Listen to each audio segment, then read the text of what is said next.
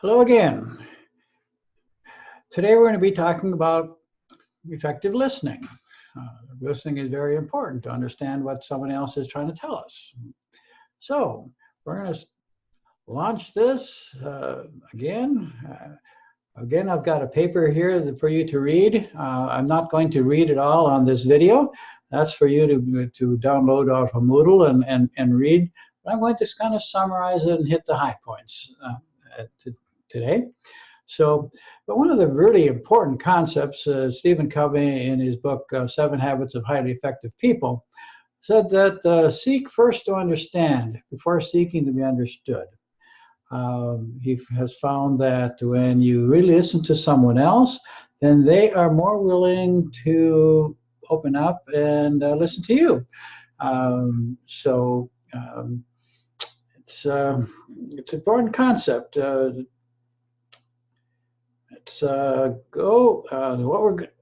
In this treatise, we'll discuss why we don't listen well, despite our having twice as many ears than mouths.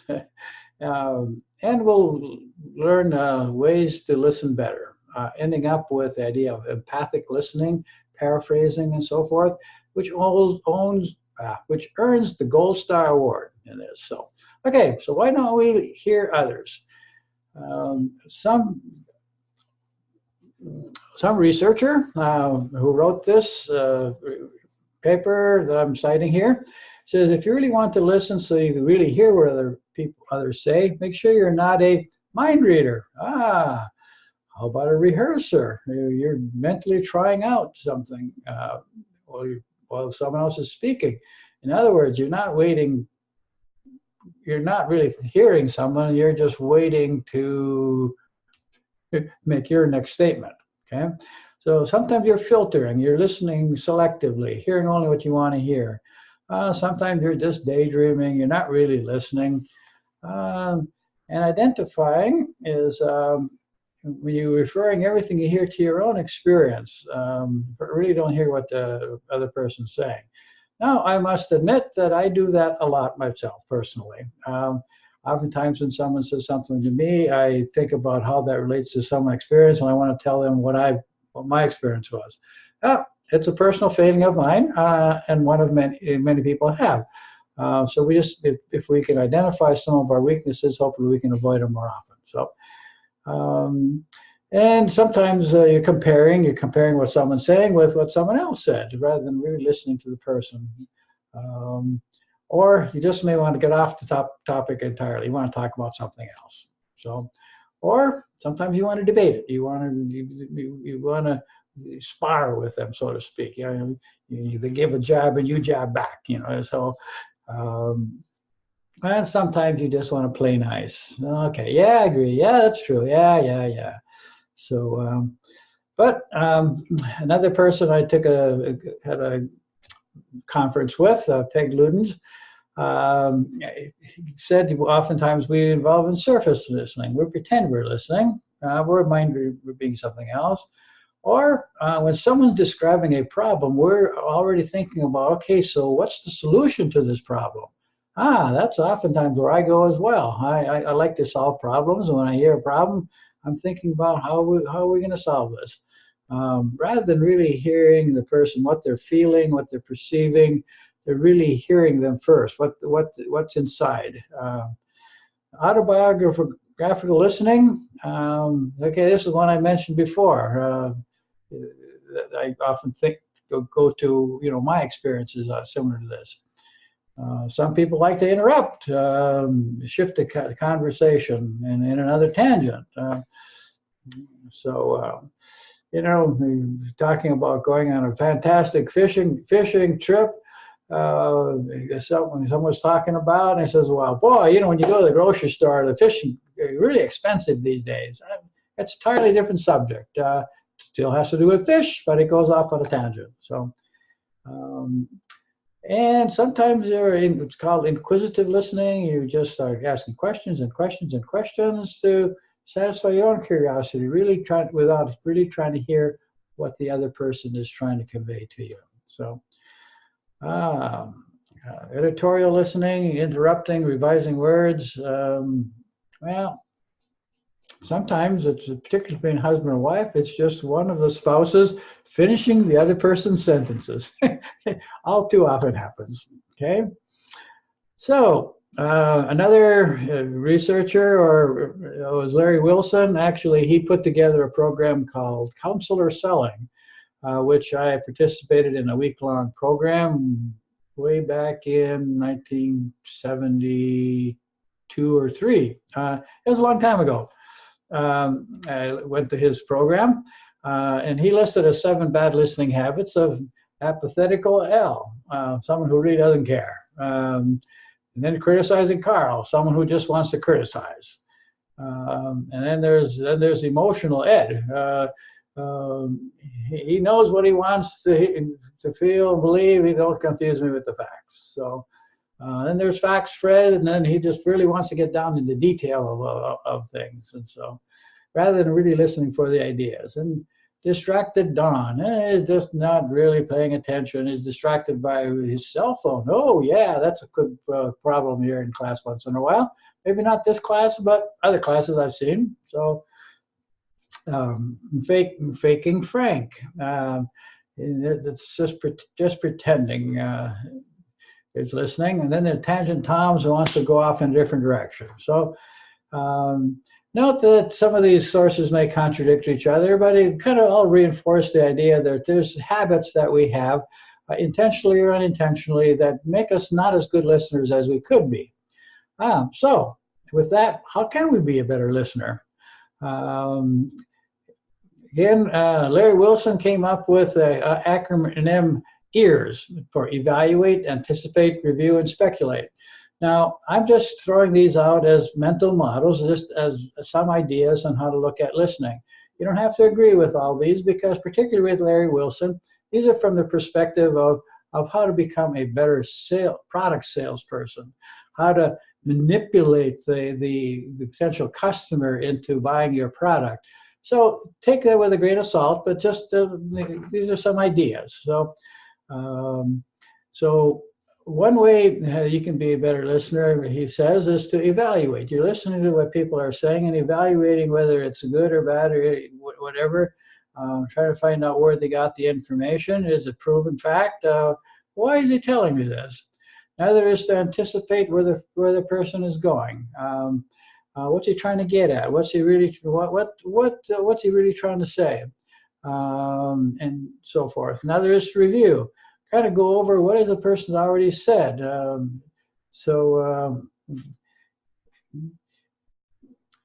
Another is to speculate. Sometimes they don't really say what they mean. They hint at something, and so maybe you got to really kind of figure out what is it they're really saying. Okay, so like I said. Don't take all this, what Larry Wilson says for gospel. Just take it as, this is someone else's idea on how to listen. But so far we've been talking about how to listen to people's verbal language. But the very, very important thing is body language. I forget what the percentages are, but when someone understands or listens to someone, a very, very small percentage really has to do with the words that are spoken. A lot more has to do with how it is said, the context, the body language, and all the other stuff that goes along with it speaks much more loudly than the words themselves. So Larry talks about listening with your eyes, really watching what a person is just doing. Is he fidgeting? Are they really emotional about it? Are they really passionate about it, something really excited about it? These are all very key things, and you just do it naturally without even thinking about it, but it's a really critical part of communication. Like I said, I don't take it all for gospel from what Larry says. He talks about selective listening.